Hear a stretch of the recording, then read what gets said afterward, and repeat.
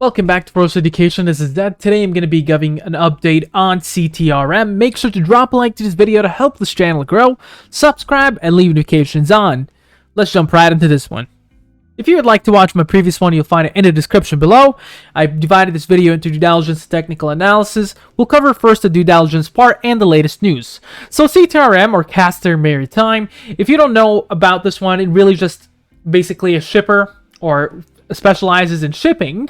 And just a quick overview on the recent kind of updates. They entered Nasdaq capital market under the ticker CTRM. In 2019 September, they took delivery of Magic Sun, took delivery of Magic Moon in 2019 October, took delivery of Magic Rainbow in 2020 August. In 2020 October, took delivery of Magic Horizon. And in 2020 October, they took delivery of Magic Nova. Now, there is some updates regarding new vessels acquisitions. And specifically for this one here, if we were to look into one of these latest ones in February 11th, Castor Maritime Inc. announces an en-bloc acquisition of two Panamax LR2 tankers with time charter attached. So there's that. The next one here is Maritime announces vessel acquisition, and this is the Japan-built Kamsarag dry bulk carrier for $14.5 million. And then the next one as well is another one, which is a different carrier. This one is built in 2010, 1585. Again, the same kind of model. And so there's two vessels just right off the bat. And they also had an announcement back in January 22nd regarding their $15.3 million debt financing. And another one is their Capesize bulk carrier vessel acquisition of $17.5 million for the 2006 Japan Capesize dry bulk carrier. And the big part of this one is, yes, they do have all these different acquisitions and different vessels. But the big part of these vessel acquisitions is that they hold a massive amount of debt. And so what you'll notice is just for CTRM alone, there's going to be a lot of announcing either direct offerings or financings, etc. So you get to see 26 million, to get 15.3 million debt financing. You scroll just a little bit further, you'll probably find another offering 17.3 million, announces closing of 20.7 million upsized. And this is going to be a continuous thing, because a big part of vessel acquisition is that, well, they're not the best investment, just because they depreciate in value. Their maintenance and running costs are high. Usually the loans on them are a little bit hard to get rid of, in that sense that they're usually you'd go on for years and years to pay it off, unless they're in a public company and just releasing public offering based on the price point increase. And so you start expecting that. Now the next thing here is some basically institutional buyers. So institutional buyers, you get to see for CVI investment, 490% or almost 5% has been added for that. The Lassa investment have around 1%, around 1.1 million. That's only in February. And on the 9th, you have Hudson Bay Capital Management having around 10% off the entire company's share.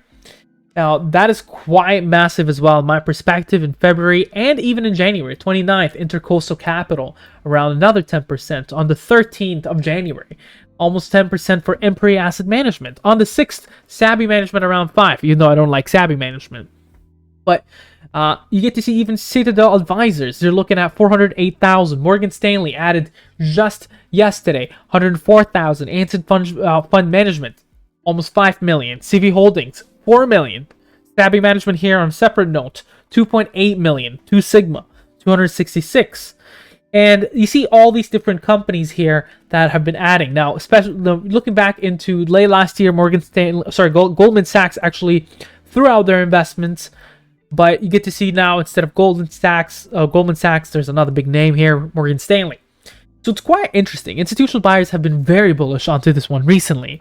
I myself, speaking strictly on myself, usually the price over sales for these tankers are pretty bad. Look at that, 65. And even if we were to go to, let's say, something like Yahoo, to try to see basically what the current price over book is. And I don't generally like the price over book because it tends to be highly overbought. Now, the market cap is almost $600 million. The price over book is around 287. Now, yes, for a tanker, for the general public company, that's fine. 287 is okay. It's around 2 is the average. But the price over sales is around 54. That's a little bit too high for me. Financials. You'll see that, well, total revenue here, they've been net incomes around negative 580,000 in the last quarter. It's not bad, but if you were to look into, let's say, their annual income, this one here in 2019 was positive. In the quarterly, it's looking bad. In 2018, it was still negative, so it goes on and off. They're not a stable flow.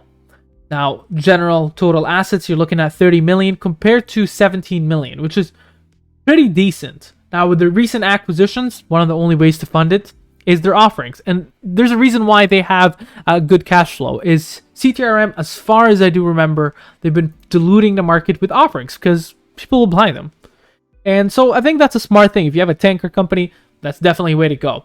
Total cash previously on September is around 37 million. Now we're multiple times over there. Total assets around 74 million. Total liabilities around 20 million. Now I expect that total liabilities and total assets to increase because of the recent vessel acquisition. But they restructured a little bit of their debt. So I guess, yes, there is a bit of good amount of bullish cases for it.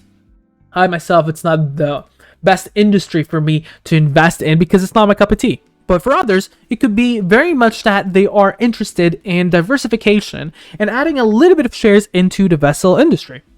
Now, let's jump right into technical analysis. Before I do so, please make sure to actually subscribe and leave notifications on. It helps my channel a lot. And if you'd like to join our Discord, it's a free chat room. It's in the description below. On the 1 week perspective, we get to see 10 SMA is above 30 EMA, so the moving averages are bullish. The price point is above the 41 cents, which is a 50 SMA line, and that's good as well. That's bullish.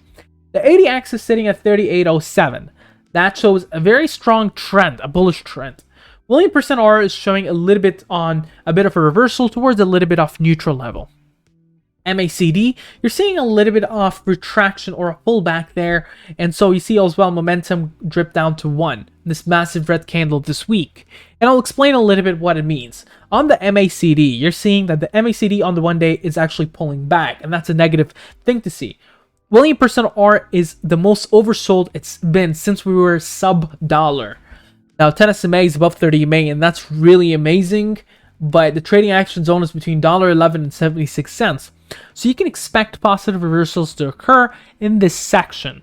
50 SMA is above the 200 SMA, and that's bullish. But above the 76, things start getting ugly on the 1 day perspective. Now, how many days have we been above $1? 1, 2, 3, 4, 5, 6 days. Almost maybe 7. I'm not sure where that one ended, whether it's 99 cents or $1. Now, on a 2-hour perspective, things are looking a little bit mixed. Things are looking ugly on the moving averages. Everything is bearish. Everything just dropped bearish. Above $1.30, start going back bullish again. The ADX is showing that pullback is really playing through, and MACD and everything else really looks either sloppy or negative or oversold. So I guess the William percent R is a bit bullish because, or the RSI, it helps show that a correction would kind of tend to go to the negative direction, or the other direction, the positive direction. Now, the moving average band, you're expected to trade this one 89 cents on the top, 81 cents in the middle, and 73 cents at the bottom. Stochastic fast and stochastic slow are both saying, hey, be careful, there might actually be a pullback here.